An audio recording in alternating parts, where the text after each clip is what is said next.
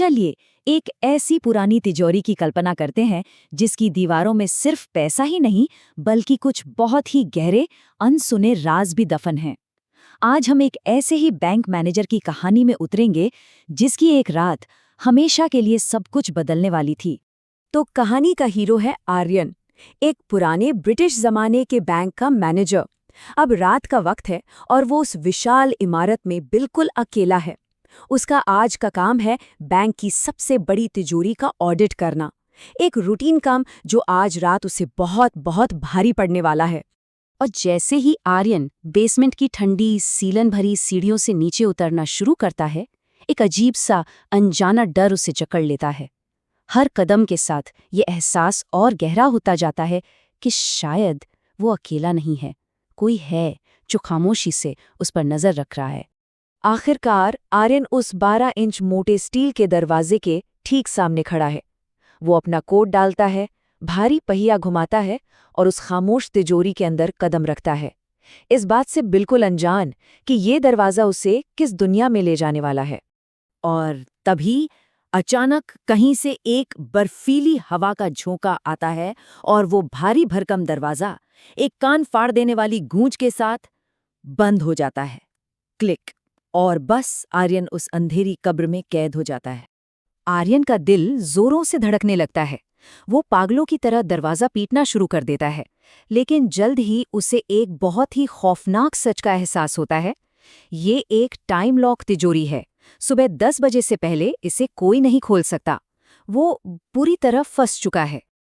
उसकी चीखें उन मोटी दीवारों में जैसे दम तोड़ देती हैं, और फिर उस गहरी खामोशी को चीरती हुई एक आवाज़ आती है, एक धीमी, बहुत ही सर्द आवाज़ जो किसी अंधेरे कोने से फुसफुसाती है।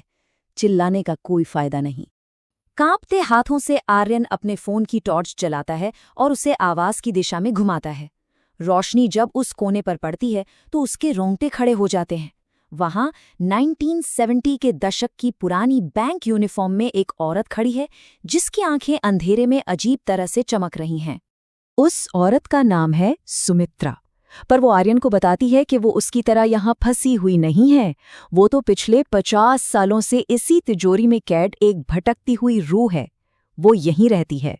सुमित्रा एक पुरानी भूली बिसरी कहानी छेड़ती है, बैंक के रिकॉर्ड में दर्ज एक रहस्यमयी मौत की कहानी, एक ऐसी घटना जिसे आर्यन ने भी फाइलों में तो पढ़ा था लेकिन कभी उसकी गहराई को नहीं समझा था। आज समझने वाला था। तो सरकारी रिकॉर्ड ये कहते हैं कि 1972 में सुमित्रा नाम की एक कैशियर गलती से इस तिजोरी में बंद हो गई थी। बस एक दुखद हादसा मानकर फाइल बंद कर दी गई थी, पर जैसा कि हम जानते हैं सच कुछ और ही था। सुमित्रा उस झूठ का पर्दाफाश करती है। वो कोई हादसा नहीं था, वो फुसफुसाती है, मुझे जानबूझकर यहाँ मरने के लिए छोड़ा गया था। उस मैनेजर ने मुझे अंदर धक्का दिया था, अपना गुनाह छुपाने के लिए। और तभी तिजोरी का अंधेरा और भी गहरा हो जाता है। दीवारों से और भी रूहें उभरने लगती हैं, जिसमें आधे चेहरे वाला एक गार्ड भी है। और अब उनका असली खौफनाक मकसद सामने आता है। उन आत्माओं की मांग बेहद खौफनाक है। वो भी इस तिजोरी से बाहर निकलना चाहती हैं, लेकिन उन्हें एक जिंदा शरीर चाहिए, एक ऐसा शरीर जिसमें घुसकर वो सुबह दरवाज़ा खुलने पर बाहर जा सकें। और वो शरीर आर्यन का होगा। और पलक झपकते ही वो तिजोरी एक जीते जागते नर्क में बदल जाती है। दीवारें खून की तरह लाल हो जाती हैं, लॉकर अपने आप फटने लगते हैं और हवा में जलने की एक तेज गंध भर जाती है। आत्माएं धीरे धीरे आर्यन की तरफ बढ़ने लगती हैं। ठीक उसी पल जब आर्यन की सारी उम्मीदें खत्म हो जाती हैं और वो आत्माएं उसे छूने ही वाली होती हैं, तिजोरी के दरवाजे के बाहर से कुछ आवाजें आती हैं। Beep beep beep. दरवाजे का लॉक खुलता है। नाइट शिफ्ट का गार्ड रवि दरवाजा खोलकर अंदर झांकता है।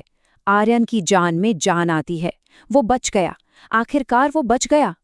आर्यन हाफते हुए बाहर निकलता है। जब वो पलट कर देखता है तो तिजोरी बिल्कुल साफ, बिल्कुल खाली है। कोई सुमित्रा नहीं, कोई आत्मा नहीं। कौन सी औरत साहब? रवि पूछता है। अंदर तो कोई नहीं है। जैसे ही रवि आर्यन को बाहर ले जाता है, उसे लगता है कि चलो बुरा सपना खत्म हो गया। लेकिन तभी उसकी नज़र कुछ अजीब बातों पर पड़ती है, कुछ बहुत ही ज्यादा भयानक बातें। आर्यन की नज़र रवि के हाथों पर पड़ती है।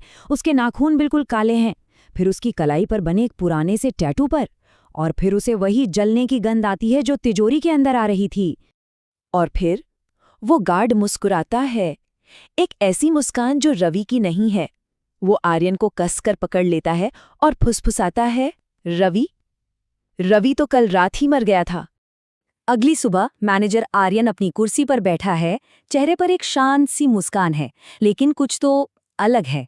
उसका हाथ बार बार अपनी गर्दन को सहला रहा है, जैसे कोई पुरानी जलन, कोई पुराना जख्म उसे परेशान कर रहा हो। एक सहकर्मी खिड़की खोलने की कोशिश करता है तो आर्यन की आवाज में एक अजीब सी ठंडक होती है। खिड़कियां मत खोलो, वो कहता है, मुझे ताज़ी हवा से डर लगता है। डर का ये चक्र अब पूरा हो चुका है और वो तिजोरी एक नए शिकार का इंतजार कर रही है।